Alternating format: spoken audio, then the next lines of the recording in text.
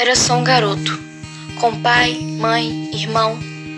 Mas quando deu os seus primeiros passos, apoiando-se nos móveis da casa, sentiu-se só no mundo. Precisava dos outros para ir além de si. Tinha medo, nem muito nem pouco, do seu tamanho, como o uniforme escolar que vestia. No futuro seria o homem. O medo iria se encolher, ou ele, já grande, não se ajustaria mais à sua medida. Por ora, estava ali, naquela manhã fria, indo para a escola, o olhar em névoa, as mãos dentro do bolso da jaqueta. O que o salvava era a mochila presa às costas. O peso dos cadernos e dos livros o curvava, obrigando a erguer a cabeça, fazendo parecer até um pouco insolente. O que fazer com sua condição? Apenas levá-la consigo. Andava às pressas, tentando se proteger do vento que na direção contrária enregelava o seu rosto. Queria aprender urgentemente. Crescer o tornaria mais que o seu medo. E, sem que o soubesse, a lição daquele dia o esperava no sorriso de Diogo, aluno mais velho que ele nem conhecia ainda. Quase um homem, diriam os pais, a considerar a altura, a penugem do bigode, os braços rijos.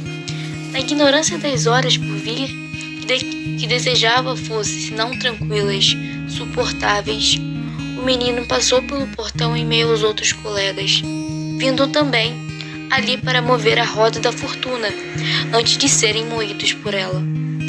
E seguiu pelo pátio até a sua sala. A professora, mulher miúda, de fala doce, perturbava. Já nas primeiras aulas, percebeu que ela não era sua voz leve e olhar compreensivo. A sua paciência, como o giz, vivia se quebrando. Por que ela agia daquela maneira? Não sabia. O menino, com seu medo, o tempo todo. Na hora da chamada, erguia a mão e abaixava furtivamente a cabeça, como se a sua presença fosse um insulto.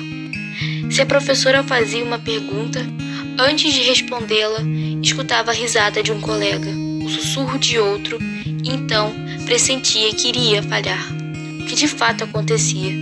Ele, paralisado, sem resposta alguma, sob o olhar da classe inteira, tropeçava no perigo que ele próprio e não o mundo deixava em seu caminho.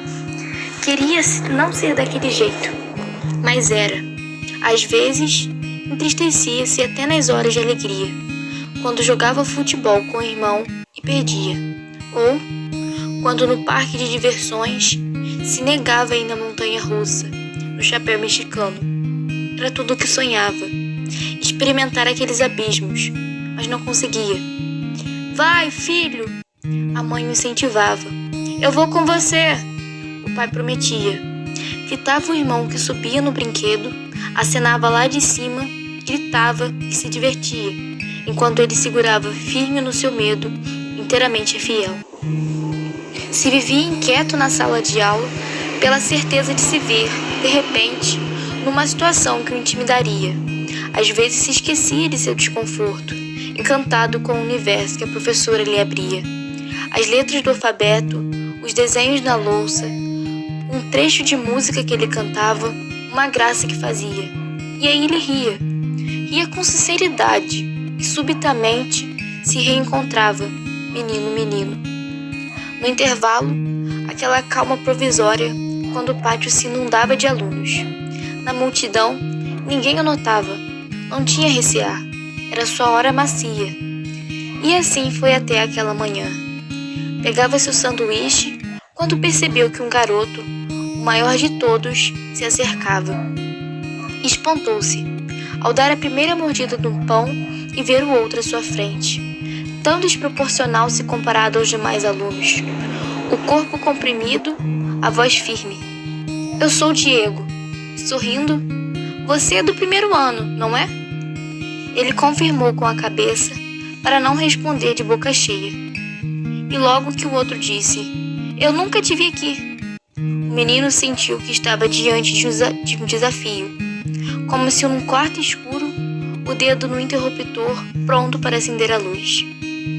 Diego observava com mais fome nos olhos do que a boca, Seguia o movimento de suas mandíbulas à espera de sua merecida mordida. "Tá bom o sanduíche?" perguntou. E o menino respondeu: "Tá." E quis saber: "Você já comeu o seu?" O que só serviu para alargar a vantagem de Diego. "Não, nunca trago lanche, eu sou pobre." O menino perguntou: "Quer um pedaço?" Pensando que o outro se contentaria com a oferta. Nem supunha que o gesto o conduziria mais depressa a seu destino. Era uma entrega superior à que ele imaginava. Diego mirou, satisfeito, e apanhou o pão com voracidade. Sentou-se no chão e pôs-se a comer em silêncio. Um silêncio faminto que pedia o olhar do mundo.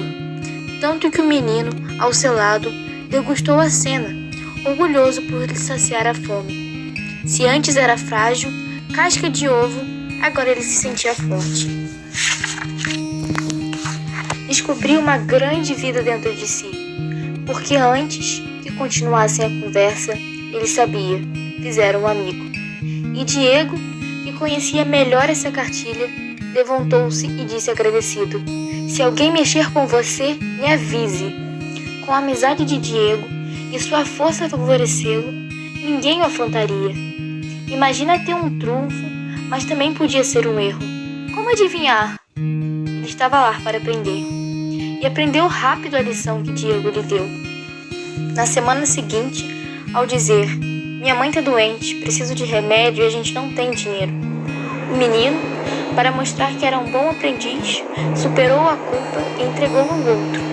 Dias depois, umas cédulas que pegara escondidos da bolsa da mãe. E então, começou um tempo em que um perigo era a estabilidade de que Diego lhe garantia. Os dois ficavam juntos no intervalo e quase sempre encontravam-se no fim da aula no portão da escola. O amigo acompanhava até a casa, cumprindo a sua parte no pacto, e recebia em troca o que lhe faltava: o sanduíche, o estojo de lápis coloridos, os pacotes de figurinhas. Diego sorria e olhava para ele em silêncio no momento da paga, como um aluno que desafia o mestre. O coração do menino batia alto, incapaz de acordar a desconfiança que o embalava. Diego sorria e sonhava. Sonhava com uma bicicleta.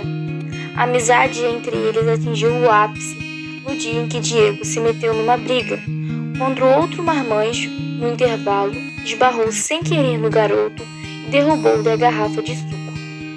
Diego vingou o amigo e foi suspenso da escola por uma semana.